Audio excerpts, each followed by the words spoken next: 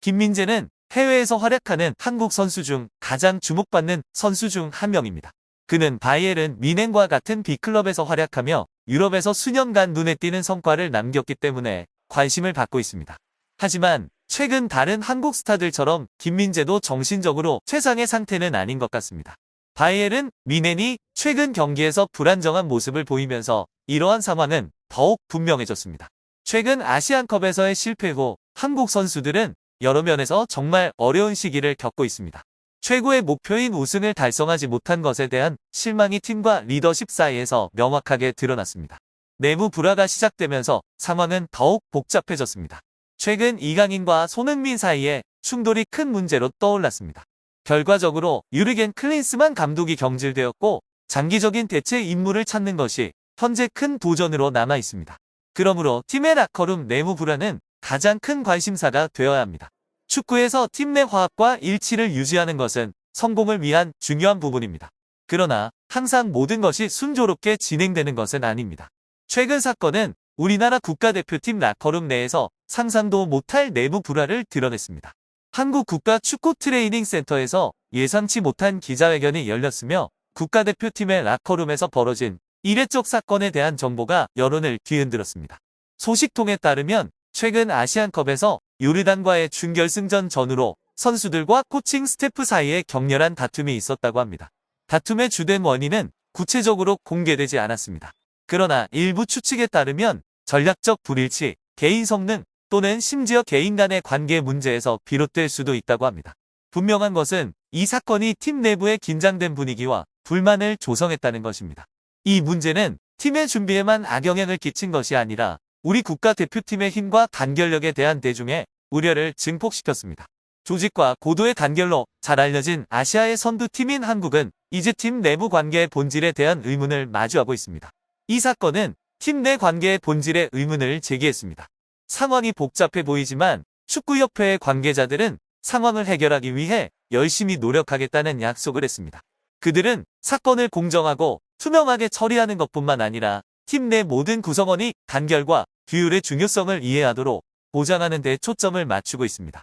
한편 팬들과 전문가들은 코칭 스태프의 뛰어난 리더십과 선수들의 성숙함과 지혜를 통해 현재의 어려움을 극복할 것을 기대하고 있습니다. 단결과 포기하지 않는 정신을 바탕으로 한국 축구대표팀은 모든 어려움을 극복하고 새로운 성취를 향해 나아갈 수 있습니다. 축구에서 다른 어느 곳에서와 마찬가지로 갈등은 불가피합니다. 가장 중요한 것은 팀과 관리진이 이러한 갈등을 어떻게 해결하는지입니다.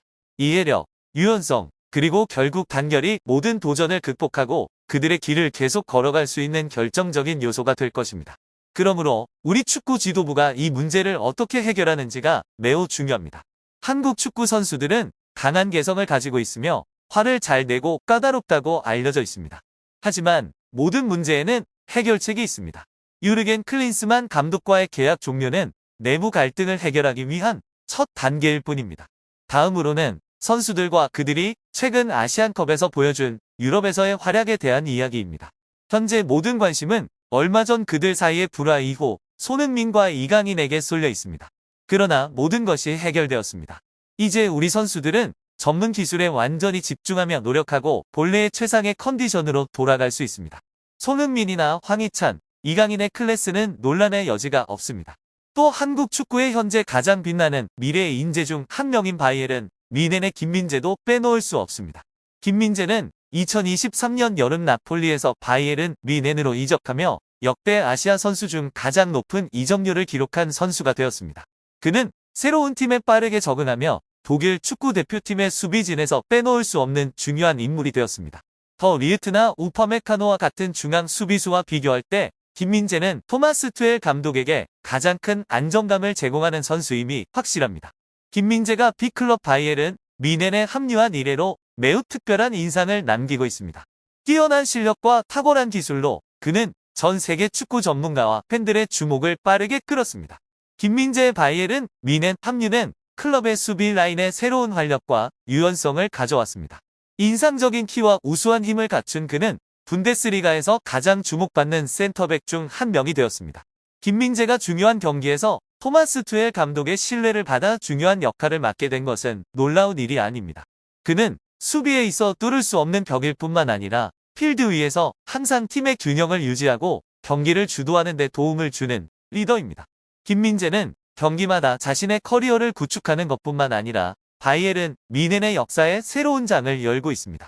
영향력과 성과를 통해 그는 클럽의 발전과 성공에 계속해서 중요한 역할을 할 것이라고 약속합니다. 그러나 이번 시즌에는 나타나지 않을 수도 있습니다. 이는 바이에른 뮌헨이 챔피언십 경쟁에서 멀어지고 있으며 토마스 투엘 감독의 전술 배치 능력에 대한 큰 의문이 제기되고 있기 때문입니다. 더욱이 독일 언론에 따르면 그는 팀의 주요 센터백인 김민재에 대한 신뢰를 잃어가고 있다는 보도가 나오고 있습니다. 매체 빌트는 이것을 아무도 예상치 못한 놀라운 사건으로 묘사하였습니다.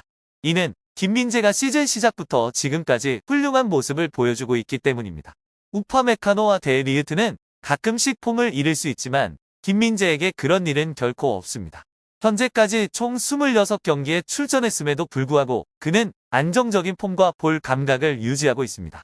최근에 바이에른 뮌헨과 여러 경기에서 실망스러운 성적을 거두고 패배하였음에도 불구하고 김민재는 여전히 훌륭한 활약을 펼치며 수많은 문제에 직면한 팀의 수비 체계의 가장 밝은 점이 되었습니다. 투엘이 김민재에 대한 신뢰를 잃어가고 있는 것일까요? 김민재가 없었다면 투엘의 팀이 지금처럼 분데스리가 순위표에서 2위를 차지하고 있을지도 미지수입니다. 이는 인정해야 할 사실입니다. 그리고 자신의 행동을 증명하듯이 지난 주말 RB 라이프치히와의 경기에서 토마스 투엘은 김민재를 시작 라인업에 포함시키지 않고 에릭 다이어와 데 리흐트를 대신 투입하였습니다. 무슨 일이 일어나고 있는 건가?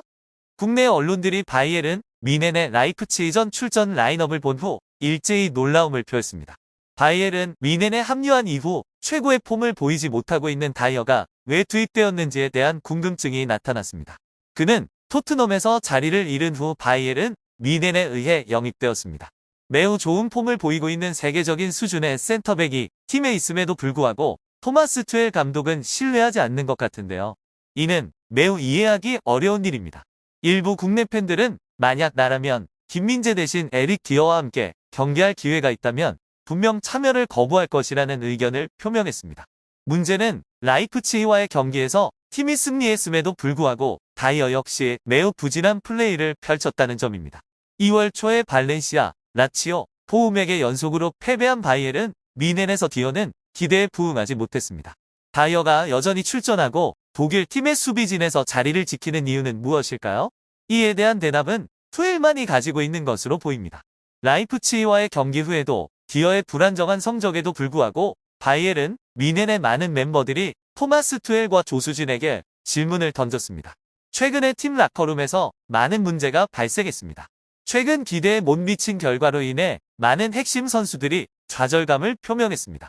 그러나 김민재는 라이프치히와의 경기를 제외하고 자주 출전하고 중요한 선수로 여겨지고 있습니다. 투엘의 인적 자원 관리 방식은 분명히 심각한 문제에 직면하고 있습니다. 향후 시간에 변화가 있기를 기대합니다. 이것이 팀과 김민재가 시즌의 나머지 부분에서 더 나은 성과를 이끌어내기 위한 것입니다.